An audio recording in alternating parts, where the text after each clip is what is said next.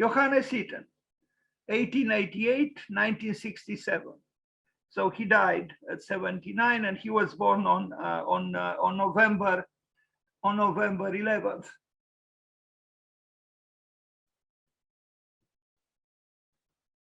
Johannes Itten was a Swiss expressionist painter, designer, teacher, writer, and theorist associated with the Bauhaus school, together with German-American painter Lionel Feininger and German sculptor Gerhard Marx, under the direction of German architect Walter Gropius. Itten was part of the core of the Weimar Bauhaus. That is, he was present at the Bauhaus at the very beginning in 1919. What is very interesting, although Bauhaus, had at its aim to prepare for architecture and architects, at the beginning, the only architect was Walter Gropius, and even him was, kind of unofficially an architect, because he didn't have a diploma, which was a good thing, because then he was free to contribute to the modern revolution in a way. And so Johannes Itten was different from the others somehow, but at the beginning, so again, let's read again. It was Lionel Feininger, Gerhard Marx, a sculptor, and Walter Gropius was, the founder of the school of the Bauhaus. But Itten was, Johannes Itten spent only 2 or 3 years at the Bauhaus. I think there was an increasing tension between him and Gropius. Itten was the mystic of the group in a way. And he was very loved by the students, but the direction of Bauhaus changed somehow. Gradually, it moved away from mysticism and expressionism, because the truth is, at the beginning, the Bauhaus, in my opinion, had a mystical element, to say the least, because if you read the Bauhaus manifesto, twice in a very short manifesto, the word heaven appears, and the last word of the manifesto is faith. And so there was also the call for exaltation. Walter Gropius, in that manifesto, said that the only difference between a craftsman and an artist is that they are both craftsmen. They are both rooted in craft. But the only difference between craftsman and artist is that the artist is an exalted craftsman. Now, the very word exalted, related to exaltation, has an emotional,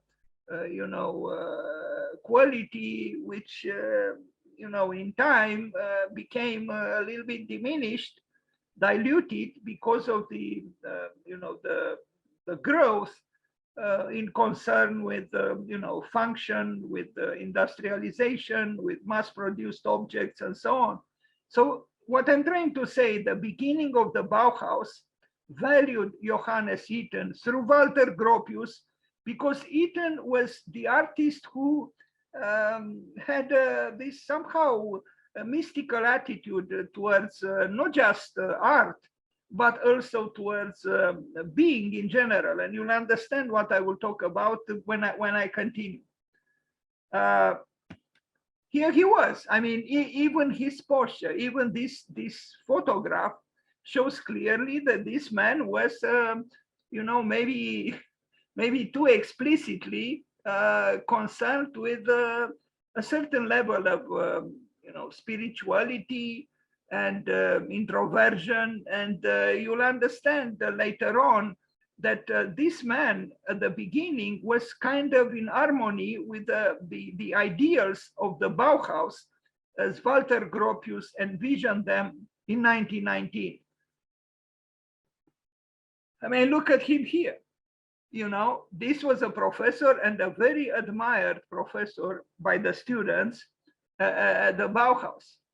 Now, that side of the Bauhaus over the years, well, not too many years, because the Bauhaus was alive in Europe for just 13, 14 years. In the 14th year, the school dissolved and went to the United States, to Chicago, to Ulm. There was a kind of a new Bauhaus school, but the original Bauhaus school lasted for only a little less than 14 years. It dissolved in 1933 and it started in 1919. So again, Johannes Itten was important for the beginning of the school. And I think that if we are to, and I know in Europe now there is a talk at the highest political level of bringing the spirit of the Bauhaus back to Europe.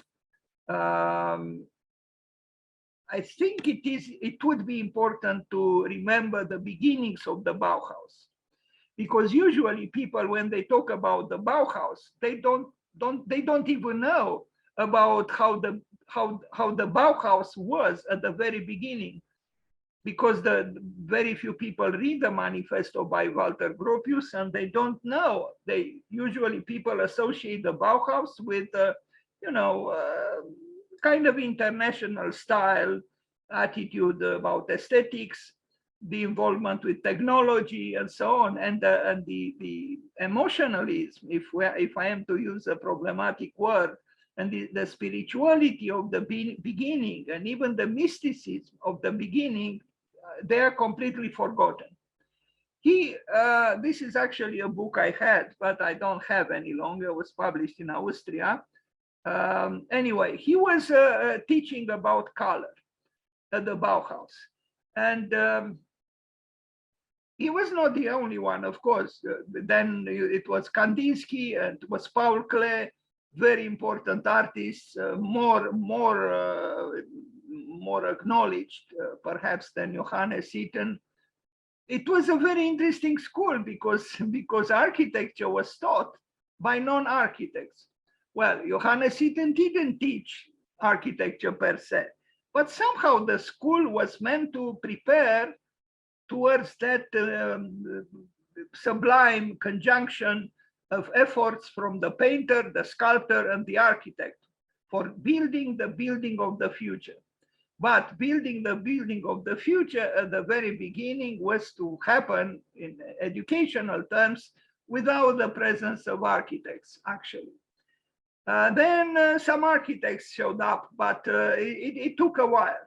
Anyway, this was Johannes Itten, and he's important to be remembered because I think he symbolized a part of the Bauhaus, which I think deserves to be known.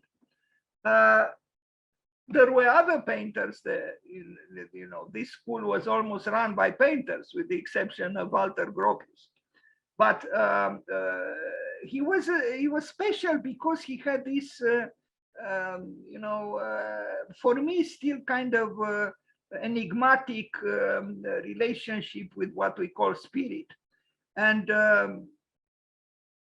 I still think somehow his position deserved in a certain way some kind of, I don't know, I'm on the point of launching on a dangerous path here, but I know his work, to a certain extent. And I think he probably entered into some kind of a conflict with Walter Gropius. It's also possible he was kind of a difficult man. I don't know. The students loved him, but I'm not sure. I mean, look at this painting or this one, and then look at this one. This is also by Johannes Itten, but they seem to be made by different people. I mean, yes, here we see a fragment or something very connected with what we saw earlier. But what is this? This is a strange painting. What does it represent? He also has an engraving or a drawing, and you are going to see the House of the White Man, which I have difficulties to understand.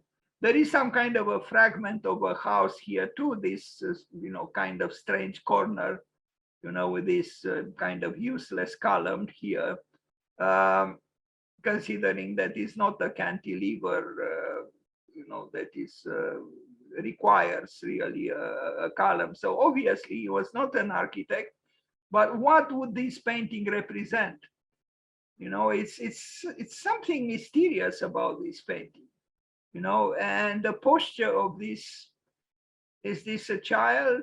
Maybe, but maybe it's, I don't know, what's the age of this a human being here, and what is the meaning, the symbolism of the cube in his hand? There are some symbols here that I do not know what they represent, but I have a feeling he wanted to symbolize something. Anyway, Johannes Itten and the Mazdasnan at the Bauhaus. What is the Mazdasnan? Mazdasnan was a spiritualist movement. It's possible was connected with Iran, and he brought it to the Bauhaus. They had some very strict rules, to eat in a certain way, maybe only vegetables. To perform, they had Mazdasnan ceremonies, a very interesting thing, and having to do again with spirituality, with spirit, understood in a certain way. Anyway, in older age, he became, he does look like a professor. In the book I even saw him with, slippers in his house, very domestic and so on. Now, the house of the white man, this is what his imagination produced. And I always ask myself, what did he want to say with this, building? Let's call it a building. Did he want to be sarcastic towards what the white man or the white being might represent? Because it's essentially, you have two cubes, one above the other. Very simplistic. I mean, yes, he played a little bit with the openings, but essentially it's a simplistic, architecture, if we are to call it so. What did he want to say? Did he want to criticize the white man? Or I don't know. I don't know. Anyway, a mystic milieu. I talked already about the mysticism of the beginning of the Bauhaus. And now we'll see some images. You see, this is from a Mazdasnan celebration. And he was involved in this, and the students loved these things, I guess. Again, this part of the Bauhaus should be known and should be explored. It had to do with well-being, yes, with breathing in a certain way, breathing exercises. It was an attempt to bring to the school some kind of organizing principles for a holistic kind of life. Then, his studies of color were important, and you can find a lot of information on the web about this. So, to summarize, Johannes Itten, who was born on November 11th, was one of the first professors at the Bauhaus. He didn't spend too much time. He left after 2 or 3 years, but he was important.